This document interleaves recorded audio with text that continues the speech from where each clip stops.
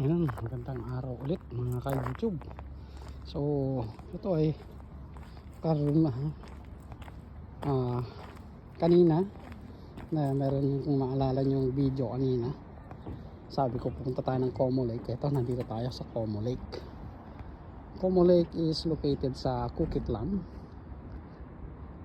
Tama, katabi niya lang yung Lafarge, pero hindi katabi na, katabi lang.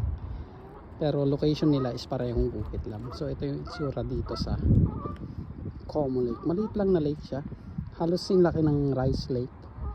Mas malaki pa to yata ng konti. Mas maluwag siya ng konti sa Rice Lake. So ayun, meron nakita ko doon, Blaine, na gumagalaw.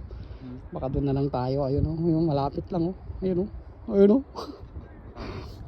Ayan, so ayan, itutuloy natin mamaya. Ito yung rod namin, hindi gumagalaw. So tuloy natin mamaya lang. Saglit lang, 1 second.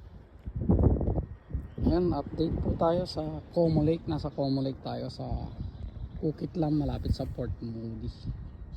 Wala pong galawan ng ating pamingwit. Naboboring na po ako, tsaka si Blaine. Hindi man lang galawin. May ginalaw, kaso hindi naman kinagat na totally. So, ulitin ko lang ulit, i-pan-view po yung Como Lake, yung bagong lake na napuntahan natin. So, karaniwan na sa inyo ang Rice, tapos yung Lafarge, tapos ito naman ngayon Como. So, sa next naman siguro ibang lake naman yung pupuntahan naman natin. Lalo na't may kasama na tayong nagtra-travel, maaaring siguro, ewan ko kung sa Burnaby siguro. Nakita nyo na yung Burnaby Lake, di ba? Siguro ibang lake naman, basta isasabihin ko na lang sa next video. Marami rin kami nagpi-fishing dito, meron nandun. So, try nating i-zoom. Meron. Yan o, fishing yan. Ay, so sinubuti na lang hindi kayo nahihilo. Tapos dun sa gitna, ayun, meron din doon. Tapos ayaw, hindi kayo nahihilo.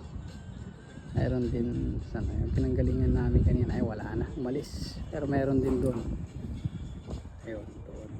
Ayun, nagpipishing din yun doon. Tapos may katabi rin tayo. Ayan.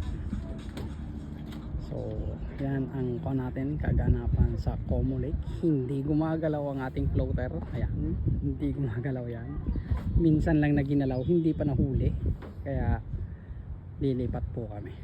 So thank you for watching. Kung baka may suggest kayong lake dyan na nasa Vancouver, mag-suggest kayo. Bye.